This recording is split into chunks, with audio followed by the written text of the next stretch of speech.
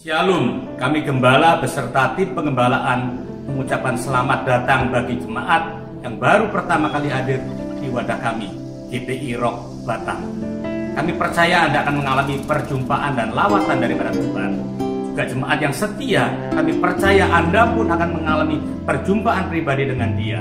Tuhan Yesus memberkati.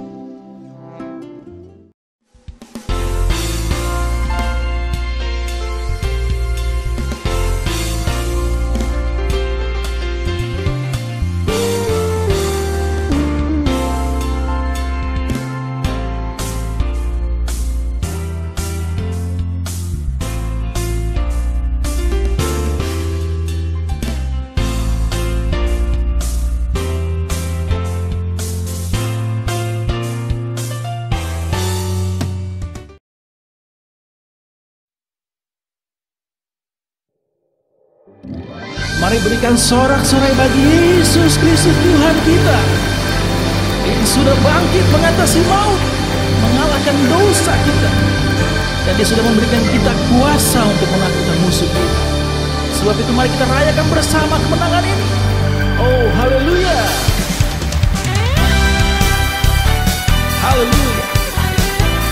Yesus Kristus Tuhan, terima kasih buat kemenangan ini Tuhan. Kau yang sudah memberikan kami kuasa sehingga boleh menghadapi segala. Katakan, Ku diberi kuasa dari Raja Mulia, menaklukkan musuh di bawah kakiku. Ku pakai kuasa dari Raja Mulia. Bila Allah ada bersamaku, siapa jadi lawanku? katakan sungguh besar. Sungguh besar Kau Tuhanku, Engkau perisai hidupku. Ku berdiri dengan iman, iman dalam Yesus Tuhan. Kau yang memberi kemenangan, ku bersorak merayakan. Terpujilah Engkau Raja segala raja. Terima kasih Tuhan. Terima kasih untuk kemenangan yang Kau berikan buat kami. Sungguh Engkau layak dipuji dan ditinggikan. Kami boleh berkata di dalam Engkau kami beroleh kekuatan itu.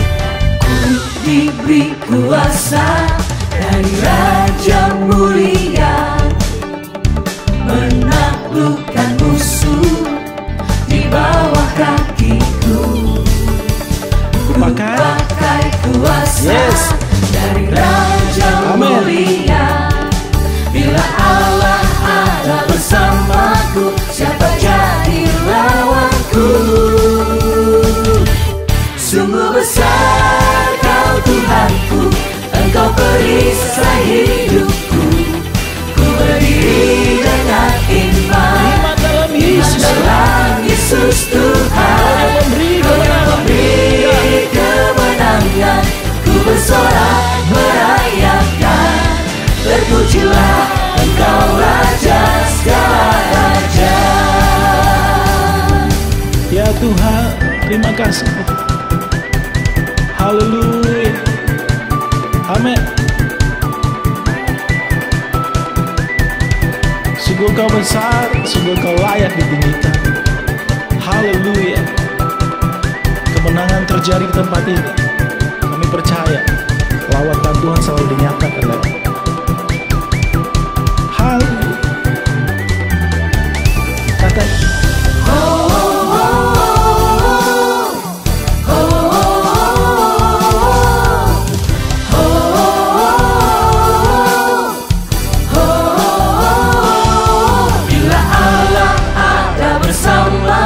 siapa jadi lawanku? Bila Allah ada bersamaku,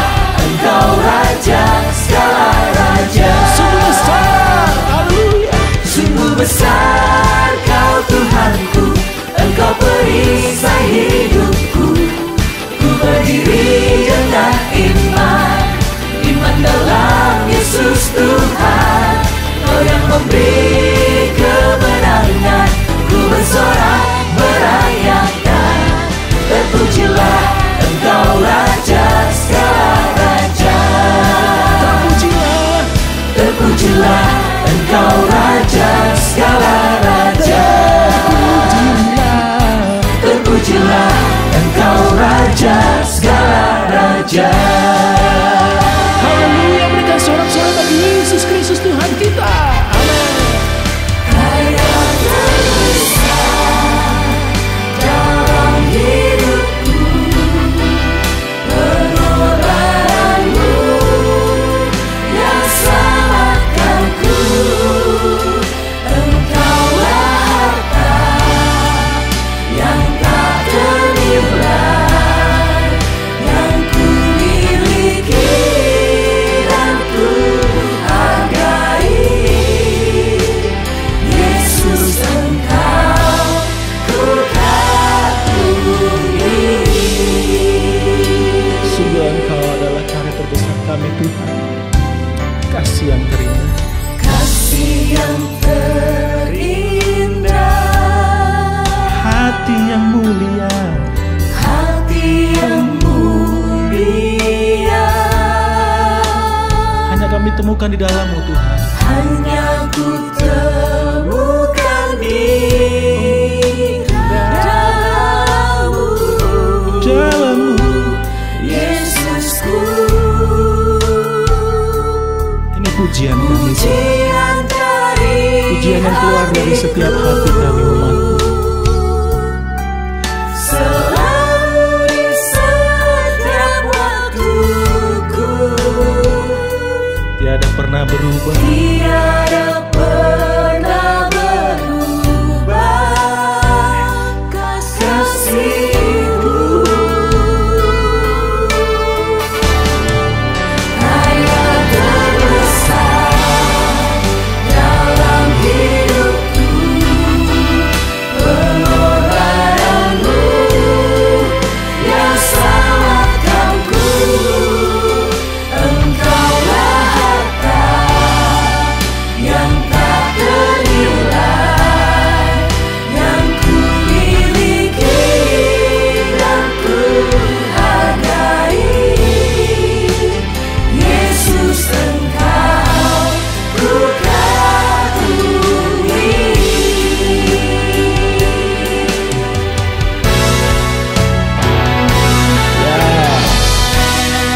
sungguh Engkaulah. Dalam Engkau kami temukan kasih, dalam Engkau kami temukan damai sejahtera Tuhan. Engkaulah permata hati kami, Engkaulah kekuatan kami. Engkaulah harta kami yang tak ternilai Tuhan.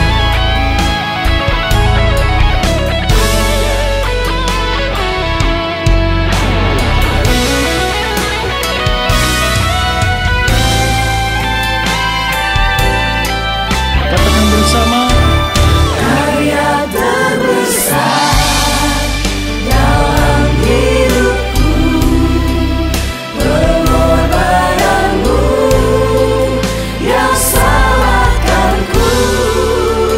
Engkaulah harta yang tak ternilai, yang ku miliki dan ku hargai.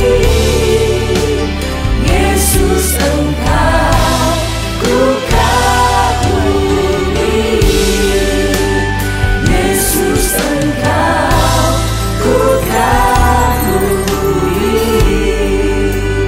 Yesus, Engkau ku kagumi. terima kasih Tuhan untuk pengorbanan-Mu. Terima kasih untuk anugerah-Mu bagi kami semua. Amin.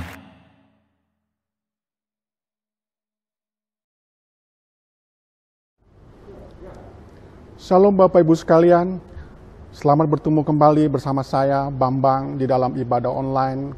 Kali ini edisi 12 April 2020. Kita sudah 4 minggu tidak bertemu di dalam ibadah di hotel. Kita mengikuti anjuran pemerintah untuk menjaga jarak, untuk supaya kita bisa membantu di dalam menyebar luasnya wabah COVID-19 ini. Kita masih dalam tahun yang sama, yaitu tema The Year of Emerging Leaders.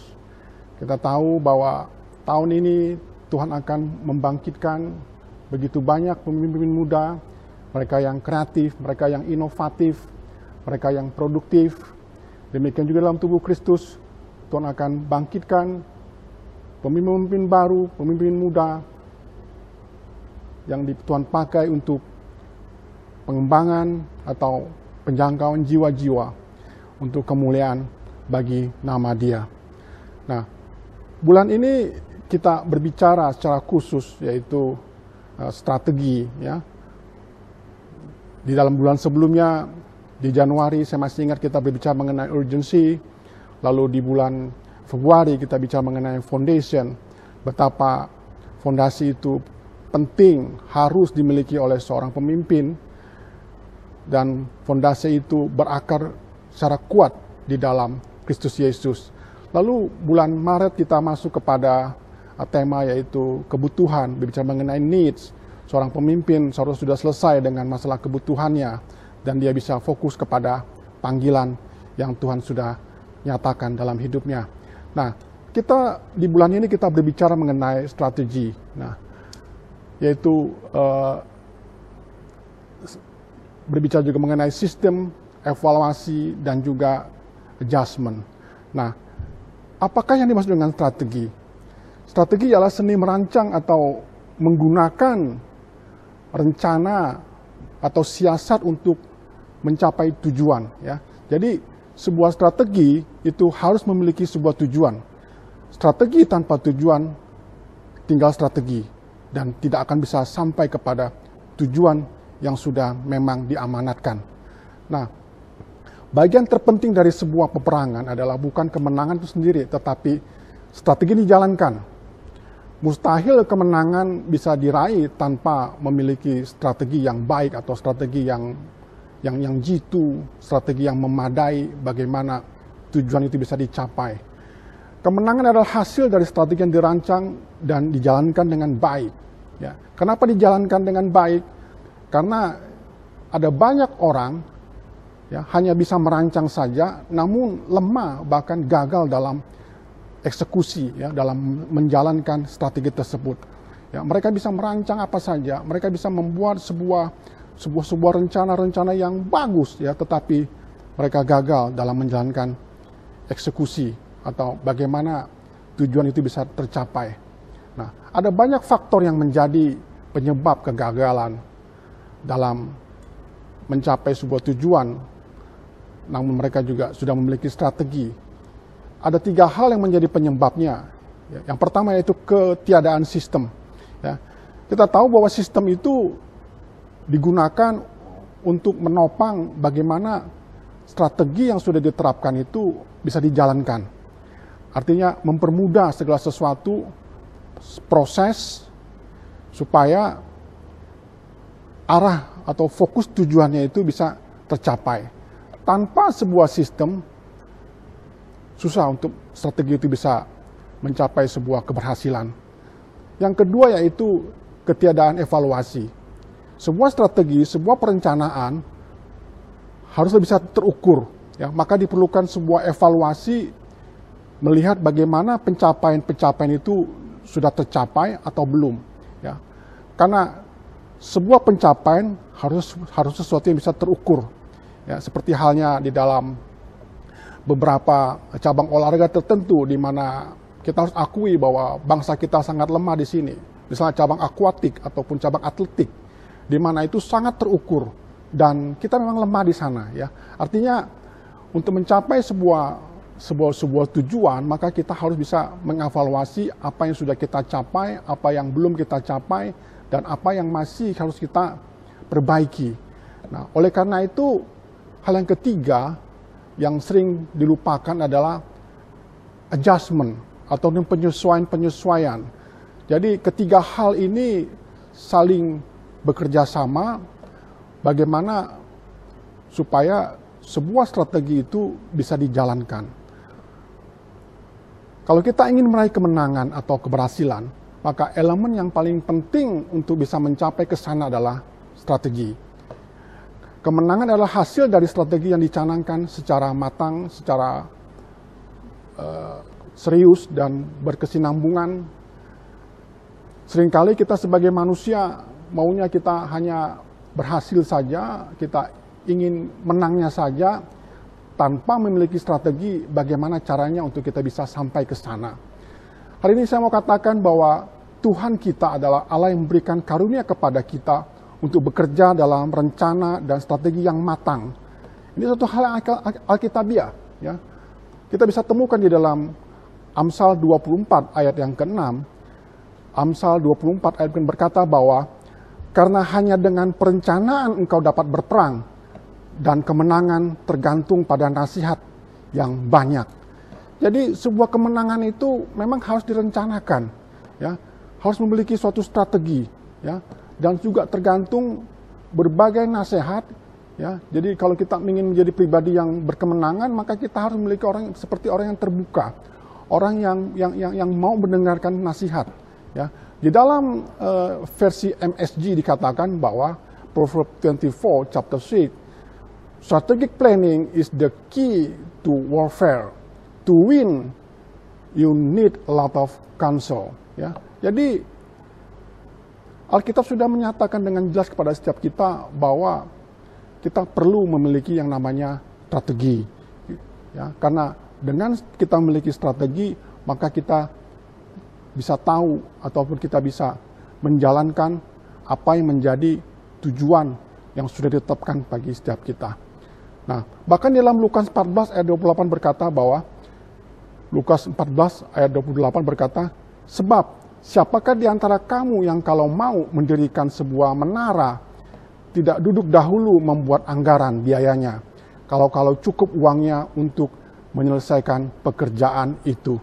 Jadi perencanaan itu sudah bagian dari setiap kehidupan kita dan kita harus mengapresiasi itu, ya, kita berterima kasih bahwa Tuhan sudah menyediakan bagi setiap kita karunia bagi setiap kita untuk bisa kita membuat perencanaan, rancangan atau strategi bagaimana kita bisa berperang dalam kehidupan ini. Ya, saya katakan kehidupan ini adalah kehidupan kita adalah seperti orang yang berperang dalam medan yang sesungguhnya. Ya. Nah, kalau kita belajar di dalam perjanjian lama, ya, kita akan menemukan banyak kisah heroik, ya, daripada anak-anak Israel ini, ya, bangsa pilihan Tuhan, yang bahkan sudah diceritakan secara turun-temurun, dan sampai hari ini pun kita perkatakan, kita baca, kita renungkan, karena itu menjadi bagian dalam setiap kehidupan kita, karena kita percaya bahwa firman-Nya itu adalah kekuatan bagi setiap kita. Ya, kita belajar mengenai apa yang dilakukan anak-anak Israel ketika mereka menyeberangi sungai Yordan, ya, sebuah sungai yang harus mereka lintasi atau mereka lewati untuk mereka bisa memasuki tanah Kanaan, tanah perjanjian, tanah yang telah dijanjikan Tuhan bagi bangsa ini.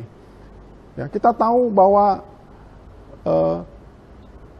Yosua itu mendapatkan sebuah kepercayaan atau dipilih Tuhan untuk meneruskan kepemimpinan yang sudah dijalankan oleh Musa. Ya, kita tahu Musa sudah membawa bangsa ini keluar dari tanah Mesir, lalu memasuki padang gurun, ya, mereka berada di padang gurun selama 40 tahun, mereka berputar-putar, tapi mereka tidak pernah bisa menyeberangi sungai Yordan ini. Sungai Yordan adalah suatu masalah yang mereka harus hadapi, suatu tantangan yang mereka harus hadapi, dan Tuhan sudah nyatakan itu bahwa pada hari ini mereka harus mempersiapkan untuk menyeberangi sungai Yordan itu. Dikatakan demikian, Yosua 1 ayat yang kedua, Yosua 1 ayat kedua, hambaku Musa telah mati, sebab itu bersiaplah sekarang, seberangilah sungai Yordan ini, engkau dan seluruh bangsa ini, menuju negeri yang akan kuberikan kepada mereka, kepada orang Israel itu. Dalam strategi harus ada mission statement, ya. Mission statement itu merupakan sebuah tujuan ataupun revelation ataupun visi yang diberikan kepada manusia, kepada orang untuk bisa dicapai, ya. Tuhan telah memerintahkan kepada bangsa ini, ya. Inilah saatnya bagi mereka untuk menyeberangi sungai Yordan. Bapak Ibu, untuk menyeberangi sungai Yordan bukanlah suatu pekerjaan yang mudah, ya. kalau mudah tentu Musa sudah bisa menyeberangi sungai itu, ya. Tetapi karena bangsa ini begitu besar yang harus dibawa, ya, kita menggunakan imajinasi kita, ya, dengan jumlah orang yang berjumlah sebanyak 3 juta orang pada waktu itu, termasuk anak-anak dan perempuan, ya, bukanlah pekerjaan yang mudah, ya. Sungai Yordan itu berarus deras, ya. Sungai Yordan itu memiliki kedalaman yang cukup dalam, ya. Kalau kita gunakan imajinasi kita, bagaimana 3 juta orang itu menyeberang sungai tersebut, ya, maka kalau tanpa ada suatu strategi yang matang atau tanpa strategi yang mumpuni, ya, mereka tidak akan bisa sampai ke sana. Bahkan dikatakan mereka hanya akan mengantar nyawa saja. Nah, jumlah mereka sangat banyak, Bapak Ibu, 3 juta orang, ya, menyeberangi sungai yang berarus deras dan kuat, ya, dengan jumlah orang yang amat besar, ya. Tentu saja itu memberikan sebuah tantangan bagi mereka, dan Tuhan memerintahkan kepada Yosua bahwa dialah yang akan memimpin bangsa ini untuk menyeberangi sungai Yordan dan memasuki tanah perjanjian, tanah yang Tuhan telah janjikan bagi bangsa ini.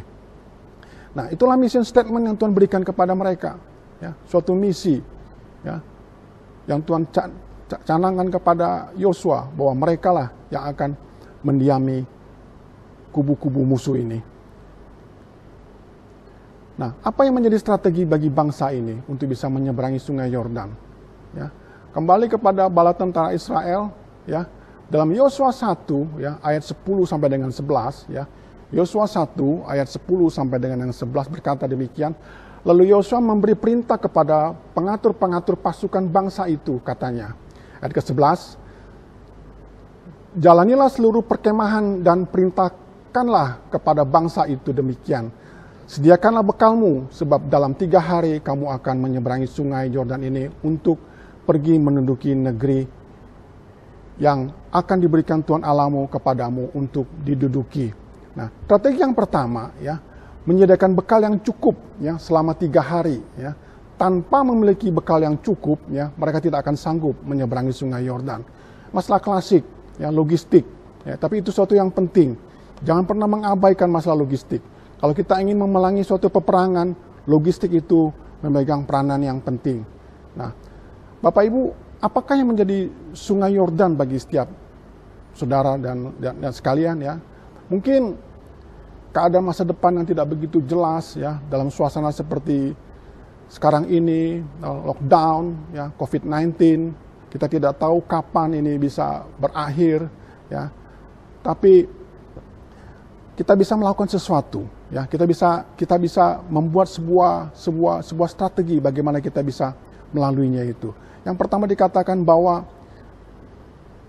siapkanlah bekalmu, ya. Artinya kita harus membawa persediaan yang cukup, ya. Kita harus memiliki bekal yang cukup untuk bisa memasuki masa-masa yang tidak tentu, tidak pasti, ya. Nah, masa seperti sekarang ini, ya, kita tidak tahu lockdown kapan berakhir. Bisa saja setahun, bisa saja 2 tahun, ya. Karena ini kita nggak tahu kapan ini bisa berakhir, ya. Andaikan saja tiba-tiba muncul virus yang baru, yang lebih ganas sedikit daripada COVID-19. Bisa saja lockdown lebih diperpanjang lagi. Nah, kita nggak tahu kapan itu terjadi, Bapak Ibu. Masa depan serba tidak pasti. Tetapi Tuhan perintahkan kepada setiap kita bahwa sama seperti dia berkata kepada bangsa Israel pada waktu itu, bahwa persiapkanlah bekalmu, ya, karena engkau akan menyeberangi sungai Yordan dalam 3 hari. Nah, apa yang kita bisa lakukan di dalam tengah-tengah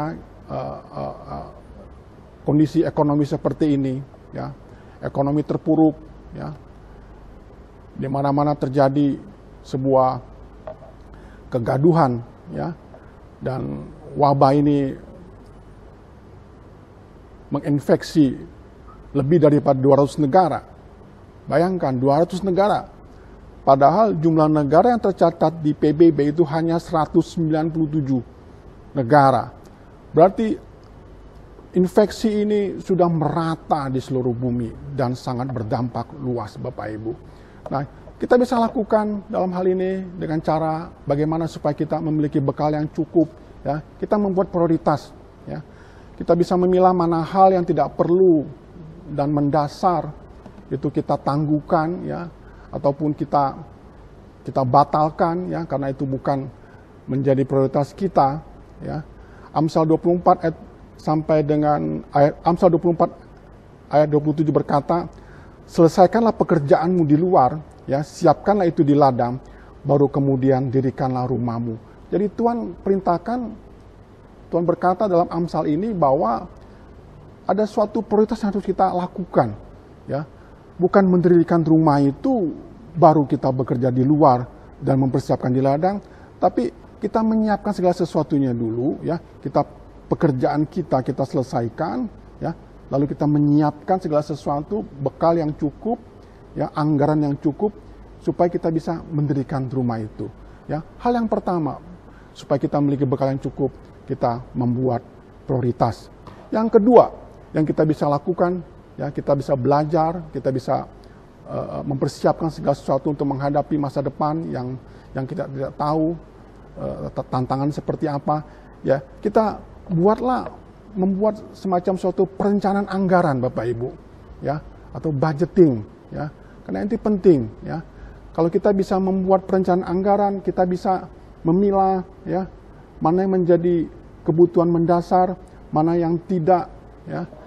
Di dalam Lukas 14 ayat 28 sampai dengan 3 berkata demikian, sebab siapakah di antara kamu yang kalau mau mendirikan sebuah menara tidak duduk dahulu membuat anggaran biayanya, kalau cukup uangnya untuk menyelesaikan pekerjaan itu. Lalu ayat ke-29, supaya kalau ia sudah meletakkan dasarnya dan tidak dapat menyelesaikannya, jangan-jangan semua orang yang melihatnya mengejek dia. Ayat 30, sambil berkata, orang itu mulai mendirikan tetapi ia tidak sanggup menyelesaikannya. Membuat perencanaan anggaran supaya kita bisa fokus kepada hal utama yang dibutuhkan atau yang kita kerjakan. Perencanaan anggaran bukan hanya untuk skala korporasi atau skala perusahaan, namun juga bisa diterapkan untuk skala rumah tangga, ya, kehidupan kita sehari-hari, ya. Contoh hal kecil di mana kita bisa membuat anggaran adalah, artinya kita mempersiapkan anggaran kita adalah ketika kita pergi ke pasar, kita belanja sesuatu, ya, bawalah catatan kecil apa yang menjadi keperluan kita, ya, yang pokok, ya, yang harus kita beli, ya, ketimbang kita berangkat ke pasar tanpa membawa sesuatu apapun. Sehingga saya yakin, ya, orang yang ke pasar dengan membawa catatan, ya, tentu dia bisa berhemat banyak, ya, dibandingkan dengan orang yang ke pasar dengan tidak membawa catatan, sehingga ketika dia masuk ke pasar tentu segala sesuatu sepertinya mau dibeli oleh dia, ya. Kalau itu tidak diperlukan, ya, karena memang mata ini lapar, ya, lapar melihat segala sesuatu, mengingini sesuatu. Kalau itu tidak diperlukan, ya. Saya punya pengalaman saya suka mengoleksi dasi pada waktu itu, ya. Kadang-kadang dasi itu suka dijual secara sale, secara obral, ya. Beli 1 dapat 2, beli 2 dapat 4, ya. Nah, orang bijak mengatakan pada saya bahwa kalau kamu membeli dasi, ya, cukup 1 biji.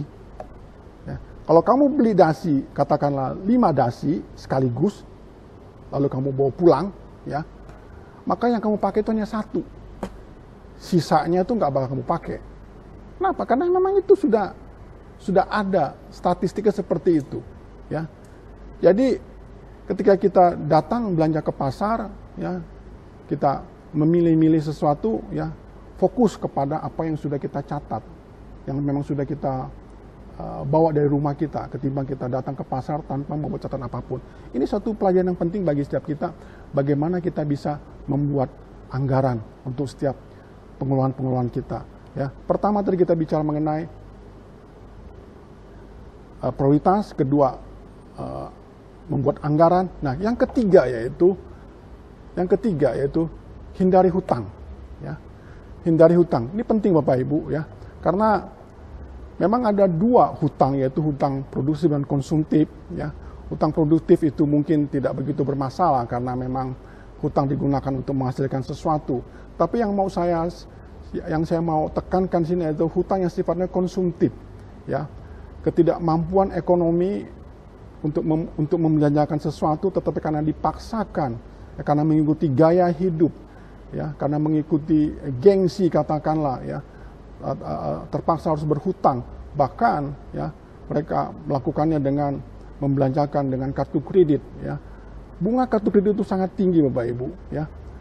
Setahun itu kalau dijumlahkan itu bisa antara 24 sampai 30%. Ya. Itu jumlah yang lumayan besar. Ya. Dan itu kalau kita bisa sisihkan, ya, kita bisa tabung, ya, kita bisa simpan, ya, tentu itu sangat berguna, di mana kita bisa gunakan pada saat-saat yang sangat penting. Ya. Jadi dalam Amsal 22 ayat 7 berkata, orang kaya menguasai orang miskin yang berhutang menjadi budak dari menghutangi. Ya. Jadi kita tidak hidup dalam perbudakan pada masa sekarang ini, tetapi yang ada adalah kita menjadi budak dari ketakutan, budak kecemasan, budak ketidakpastian. Oleh karena apa? Oleh karena pola hidup kita yang konsumtif, ya, kita cenderung membelanjakan sesuatu, ya, dengan cara berhutang, ya, dan biasanya ini kita akan terperangkap dalam satu jebakan yang namanya debt trap, ya. Kita terjebak dalam jebakan hutang ini, ya. Statistik menunjukkan bahwa rata-rata pengguna kartu kredit mereka hanya membayar jumlah minimumnya saja yang diwajibkan, ya. Tapi itu tidak menyelesaikan hutang mereka, ya. Anda tahu, ya, bunga yang diterapkan adalah bukan dari selisih hutang tersebut, namun jumlah tagihan yang dibebankan kepada kita, ya. Andai kata kita berhutang 10 juta kepada bank, lalu kita bayar hanya 1 juta, yang dihitung tetap 10 juta, bukan 10 juta dikurangin 1 juta, 9 juta, tetap 10 juta menjadi patokan daripada hutang kita. Maka itu cukup besar, Bapak Ibu, ya. Ini pengalaman pribadi, jangan ditiru. Nah, hal yang keempat, bagaimana supaya kita bisa memiliki bekal yang cukup, ya, seperti Tuhan perintahkan kepada bangsa ini untuk menyeberangi sungai Yordan. Mereka diminta untuk memiliki bekal yang cukup, yaitu kita memiliki dana yang bersifat emergency, ya, untuk keadaan yang bersifat khusus, ya, keadaan bersifat khusus. Nah, kita belajar dari pribadi yang bernama Yusuf. Kita tahu dia adalah seorang yang sangat berhikmat. Dia seorang pemimpin, menjadi raja orang nomor 2 di pemerintahan Firaun pada waktu itu. Ya, dia bisa berhasil menafsirkan mimpinya Tuhan. Ya, itu kita bisa baca di dalam Kejadian 41 ayat 34 sampai 36. Dia bisa menafsirkan mimpi daripada Firaun. Dia katakan kepada Firaun bahwa akan ada 7 masa tahun kelimpahan dan 7 kali masa tahun kekurangan atau paceklik, ya, atau famine, ya. Jadi lalu dia meminta kepada Raja Firaun, ya, bahwa untuk hasil panen yang didapat dari 7 tahun masa kelimpahan itu beberapa bagian disimpan, ya, dan akan digunakan nanti pada 7 tahun masa kesukaran. Bapak Ibu, apa yang Yusuf sampaikan kepada Firaun, dan itu sungguh terjadi, ya, terjadi 7 masa kelimpahan dan 7 tahun masa kelaparan, famine, dan Yusuf bisa menolong orang-orang bangsanya pada waktu itu dari kelaparan, ya, dari paceklik, ya. Dia mengeluarkan dari perbendaraannya, ya, apa yang dia simpan selama 7 tahun, dan itu bisa digunakan selama 7 tahun masa kesukaran. Kita perlu memiliki dana emergency untuk mengatasi keadaan-keadaan khusus, ya. Kita tahu kita berada di masa-masa yang sulit seperti sekarang ini, ya. Kita belajar bahwa kita perlu, ya, memiliki dana yang cukup, ya, untuk kita bisa gunakan untuk melewati masa-masa yang sulit seperti sekarang ini, Ya, itulah perlunya kita membuat sebuah dana emergency buat setiap kita. Ya, ini perintah Tuhan bagi setiap kita. Ini bukan akal manusia, ini bukan kepintaran kita, tapi Tuhan sudah contohkan kepada Yusuf, dan itu untuk kita teladani. Ya, kita bisa lakukan dalam setiap kehidupan kita. Kita baru 6 bulan lockdown, seumpamanya. Ya, dan ini yang terjadi di Israel pada waktu itu, di Mesir pada waktu itu adalah 7 tahun masa paceklik, masa kesukaran, masa kelaparan. Anda bisa bayangkan, ya, ekonomi kita menunjukkan bahwa cadangan devisa kita tuh hanya bisa bertahan sampai 6 bulan. Ya, jadi mulai kita berpikir bagaimana kita bisa menyediakan dana-dana emergency ini. Ya, kita mulai membuat prioritas bagi pengeluaran kita, kebutuhan kita. Kita bisa membuat suatu perencanaan atau budgeting untuk setiap uang yang kita gunakan atau yang kita pakai. Lalu kita menghindari hutang piutang. Ya. Dan keempat, marilah kita menyediakan dana yang cukup supaya itu kita bisa gunakan dalam keadaan yang sifatnya khusus. Nah, strategi yang pertama adalah memiliki bekal yang cukup, dan saya sudah jabarkan kepada setiap kita semua, ya. Dan itu kita bisa aplikasikan dalam setiap kehidupan kita supaya kita bisa melewati masa-masa sekarang ini. Nah, strategi kedua kita bisa buka di dalam Yosua 3 ayat 2 dan 4, ya. Yosua 3 ayat 2 dan 4. Setelah lewat 3 hari, para pengatur pasukan menjalani seluruh perkemahan dan memberi perintah kepada bangsa itu, katanya, segera sesudah kamu melihat tabut perjanjian Tuhan Allahmu yang diangkat para imam yang memang suku Lewi, maka kamu harus juga berangkat dari tempatmu dan mengikutinya. Hanya antara kamu dan tabut itu harus ada jarak kira-kira 2000 hasta panjangnya. Jangan mendekatinya, maksudnya supaya kamu mengetahui jalan yang harus kamu tempuh, sebab jalan itu belum pernah kamu lalui dahulu. Strategi yang kedua yaitu sebetulnya mudah, ya. Mudah diperkatakan, tapi sulit dijalankan, ya. Nah, strateginya hanya mengikuti para imam yang membawa tabut perjanjian, ya. Tabut perjanjian itu berbicara mengenai hadirat Tuhan. Ya, itu penting, itu sangat sakral bagi orang-orang Israel, ya. Tabut perjanjian itu berbicara mengenai hadiratnya Allah, ya.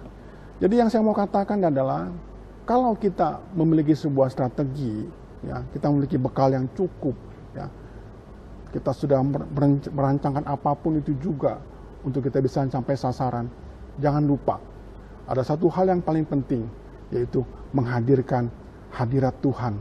Jadi Tuhan ada di dalam setiap strategi kita, ya. Kalau Tuhan ada dalam setiap strategi kita, maka itu juga bukan menjadi strategimu, itu menjadi strateginya Tuhan juga.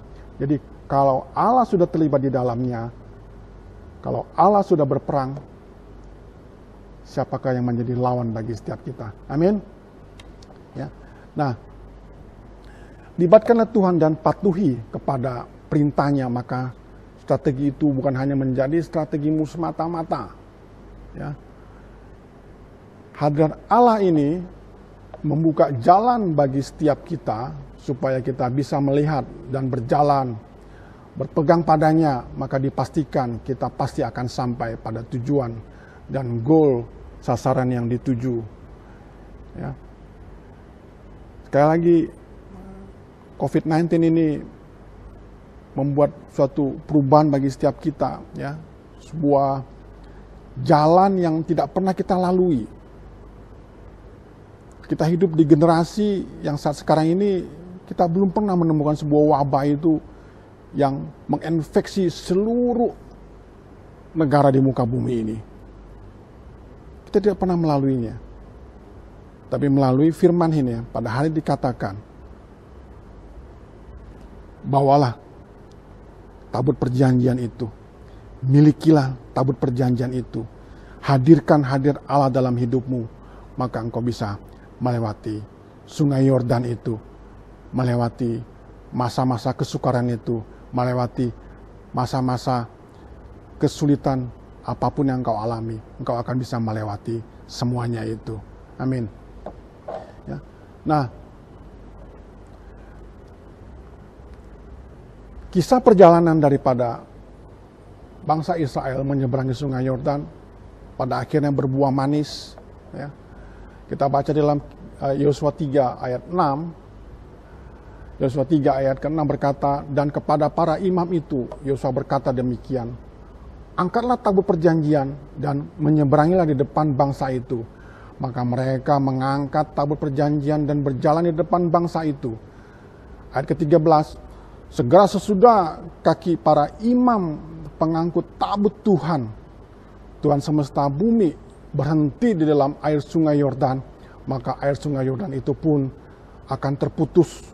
Air yang turun dari hulu akan berhenti mengalir menjadi bendungan.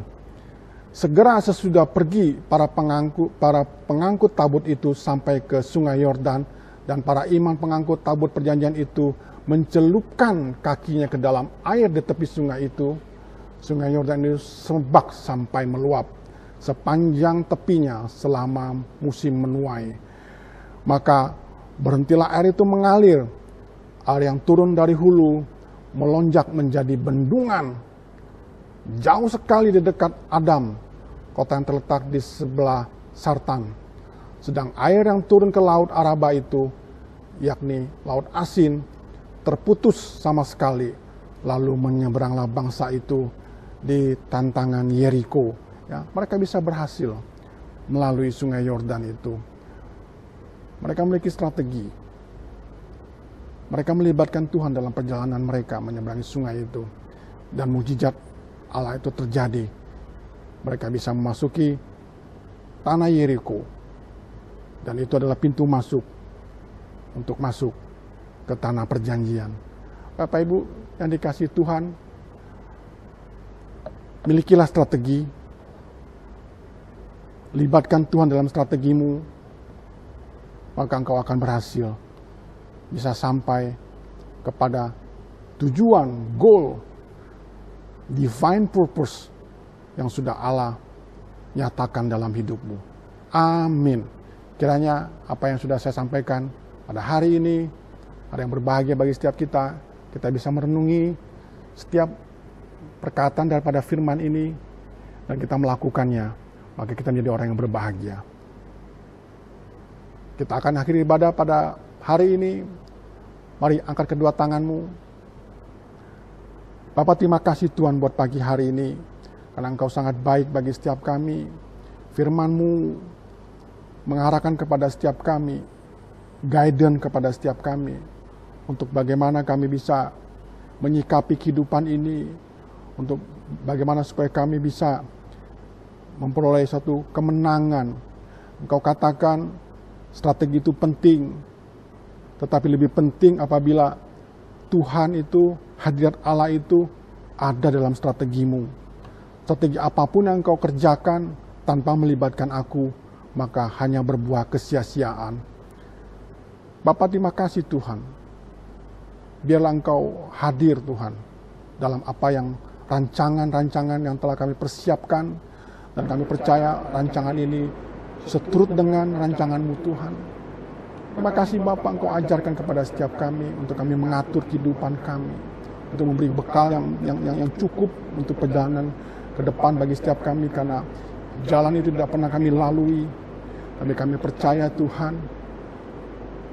melalui apa yang firman-Mu katakan pada hari ini, biarlah Tuhan kami bisa merenungkan, kami bisa memberikan prioritas, membuat anggaran-anggaran, bisa menyediakan dana-dana yang sifatnya khusus untuk keadaan yang mendesak, yang khusus Tuhan. Terima kasih Bapa, terpujilah nama-Mu. Sebentar kami pulang, bila damai sejahtera, sukacita daripada-Mu menyertai setiap kami. apa yang kami kerjakan, Tuhan berhasil. Kemana kaki melangkah menjadi milik pusaka bagi setiap kami. Dan nama Tuhan dipermuliakan. Terimalah berkat ini dalam nama Bapa, Putra, dan Roh Kudus. Mari yang percaya bersama saya katakan, amin.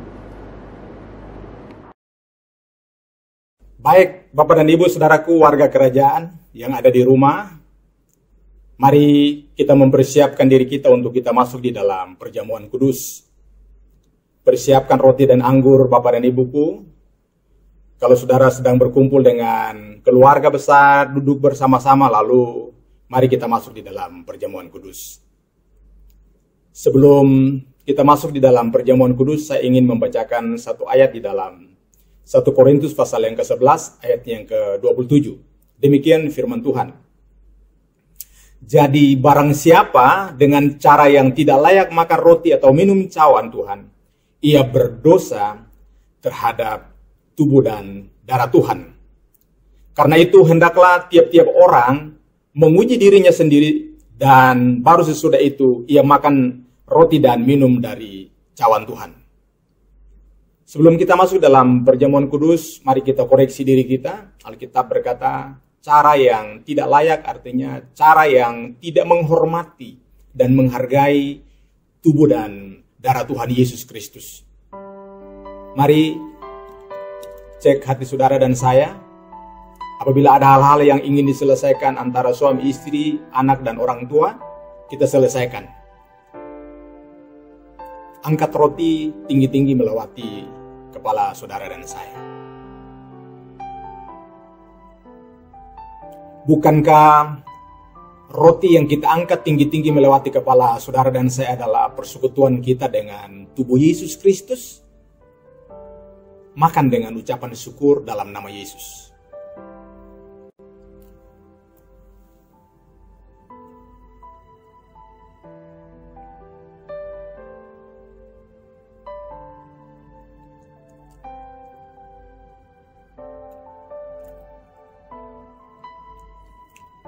Angkat anggur perjamuan tinggi-tinggi melewati kepala saudara dan saya, dan mari renungkan seketika. Darahnya, darah yang kudus, darah perjanjian telah dicurahkan untuk menebus dosa saudara dan saya. Di dalam darah ada penebusan, di dalam darah ada pengampunan dosa, di dalam darah ada keselamatan yang kekal, ada kesembuhan, ada mujizat. Angkat anggur perjamuan. Percayakah Bapak dan Ibu saudaraku bahwa anggur perjamuan yang kita angkat tinggi-tinggi melewati kepala saudara dan saya adalah persekutuan kita dengan darah Yesus Kristus? Minum dengan ucapan syukur di dalam nama Yesus Kristus.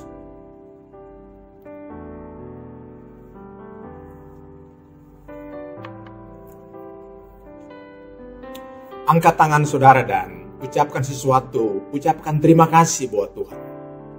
Katakan, Tuhan, terima kasih buat segala kebaikan-Mu.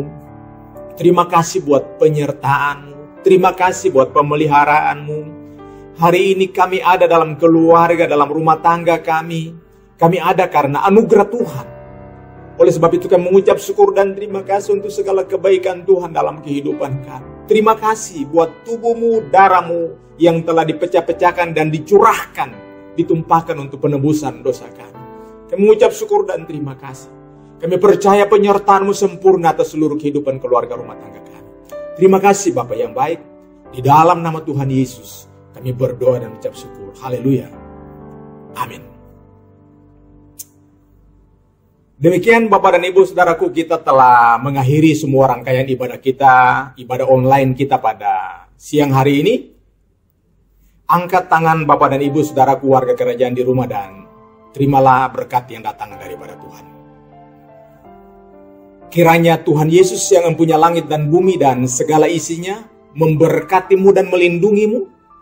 Tuhan menyinari engkau dengan wajahnya serta memberi engkau kasih karunia. Tuhan menghadapkan wajahnya kepadamu dan memberikan engkau damai sejahtera.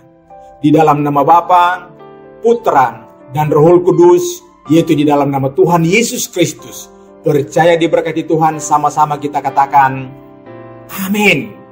Tuhan memberkati warga kerajaan. Selamat siang.